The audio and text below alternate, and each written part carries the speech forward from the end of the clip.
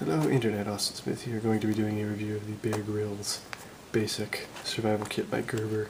I know there are a few reviews of this out already and it's kind of an old thing, but you know, maybe if you're looking into buying one you can get another perspective from me, and my reviews are mildly relevant, not exactly relevant, and only new items. Anyway, I got this as a prop for a movie. And then I decided that it was interesting and I just stuck it in my bag for a couple months. Haven't really had to use it. Well, I know I haven't had to use it. Haven't had to use it at all. Haven't cracked it open really. So what I think I'm going to do is take it apart and put stuff in the bags, but figured I might as well show you what it's about before I do that. On the back here, you got some signaling, which it seems kind of different than the mood presented by the rest of the bag. The bag is, I believe it's water resistant, which I'm willing to believe, and it's apparently tear resistant or something like that. Not a waterproof bag or anything, just something that's alright. Got a zipper pull. It's got a waterproof seal, but as you can see here there's a hole in the end, so it's not particularly useful. Waterproof zipper, and you open it up and you get an actual waterproof bag, which is just a Ziploc, which, you know, I'm inclined to believe it actually is waterproof until you open the seal like that. Now, there's a little extra cotton in here compared with what you usually get. You only get one cotton ball in this thing. I think I added all that. I think this is all you get. Yeah, this is all you get in the actual kit. You get one cotton ball. I think there's 2 more items in here than they say there are on the package. I believe they say there are 8 items and there are 10. So let's take out the Bear Grylls Priorities of Survival Pocket Guide first. This is one of the items that they don't list you get, but it comes with all the Gerber's Bear Grylls products. And it is printed out of plastic. It's got a ruler there. It does have some, well, priorities of survival on it. There is how to tie knots, which actually would be good for me because I can't remember ever how to do that. Snares, all sorts of stuff. Signaling. There we go. It's got rulers. And, it doesn't feel like it'll tear as easily. You know, probably won't burn because it's made of plastic, but won't get soaking wet and disintegrate, which is nice. Put the cotton ball up there for a second. Got a fire striker. As you can see, I haven't even opened this. Yeah, it's just in a plastic bag. And whatever, I'll open it. See how it feels. Should have used the knife for that. Anyway, you got a little Gerber flint and steel, which I'm not going to test out because I have to actually scratch the black off of that, but I'm going to assume that it works. It's just just a striker, and I'm assuming that you know, Gerber knows how to make those, and they wouldn't put one in there that's absolutely awful. Speaking of fire starting things, here's waterproof matches that I'm not going to test. I hear they burn pretty quickly, but they are waterproof, which is nice. Again, I haven't tested most of this equipment, but you know, I'm assuming the fire striker works, and these do work. They're matches. They're not the best matches, but they are waterproof matches. And you know, you have 2 ways to start fire, and if you really need it. Here is one of the things that they don't tell you you get. This is some extra cord, specifically, that was cotton, specifically for this thing, which I haven't put together. It's just a whistle. You would have to blow quite a bit into that, so it's not like it's an easy to use whistle, but it is a whistle. And you take this cord, which appears to be coated.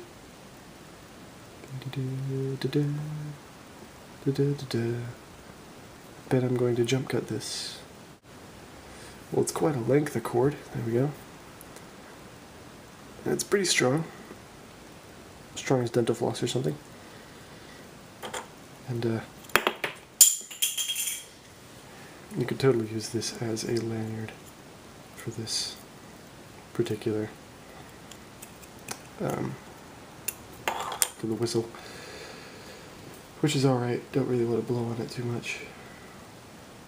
I spent too much time messing about with cord, but yeah, you could use the cord and you can tie it. Where's the end? I just had the end. Anyway, there's more than enough cord to make a little lanyard for this thing. Or something more than a lanyard. There's a lot of cord in there. A lot of little cord. Which is something not mentioned in the package, like I said. And then you get this bigger thing of cord. Paracord. You know, it feels pretty sturdy. Doesn't feel like it's gonna snap into a million pieces, but, you know, I wouldn't trust my life to this stuff. It's not the greatest. I'm not gonna unravel this because, you know, I'm never gonna get it back in this compact shape. But yeah, I mean, that's not terrible. I don't feel the fibers coming apart. It's certainly not like 550 paracord or anything like that, but, you know, it's nice. And almost finally, there we go. Let's take this. This is a little less interesting. This is the snare wire. Ooh, snare wire. It's just a little copper wire. Let me unravel this at the end for a second. It's going to be a lot of editing in this review. It's just a copper wire. It's not snapping.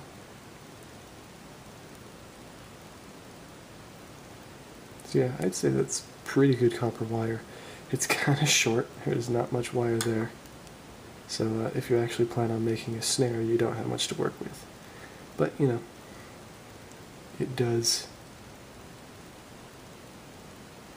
fold well without snapping. It's an alright wire. I would never, ever be able to make a workable snare. A snare seems like something that's just such a far-gone conclusion for me in a survival situation that I would never even, I might not carry this. Although it's so small, you might as well. I don't know why that wasn't off to the front. And finally you get a Gerber mini paraframe knife. This particular version in here is the combo edge. You see the mini little frame lock there. There are a few problems with this knife. It's very small, which I like actually. And it is actually quite comfortable to hold. Again, I can't really get you a good angle there, but it's quite comfortable to hold. Now, I had this, lightly used it when I first got the kit, and then I stuck it in the bag, and it's been in the bag for a couple months, maybe two, maximum of 2 months, and you really can't see it there. Focus, focus, focus. Focus, focus. Focus. Well, you really can't see it, but there is some discoloration there because there was some rust. The blade did rust a tiny bit in storage. It's some cheap stainless steel, and it's been V-blasted. So, you know, and it's a cheap knife. It was $10 if you don't buy it in this kit, which is $20. So yeah. Also, this blade requires some Teflon washers in there to for the mechanism, and mine in particular, you can't see it right now, but there was a little string of Teflon rubbing off, so these aren't the best. So mine isn't the best for keeping together. It's not. It's perfectly straight there, centered, which is probably why it was rubbing the Teflon off. And finally, the frame lock on most of these that I've seen goes all the way over like that, automatically. Mine, you really have to push it. There is no amount of me pulling this blade back that will get it all the way over there. And in fact, in the position that it naturally falls in, as you could have just seen me do a second ago, it just closes. There is a little bit of stop, but it does just close, and it's not going to survive any thwack test or anything like that.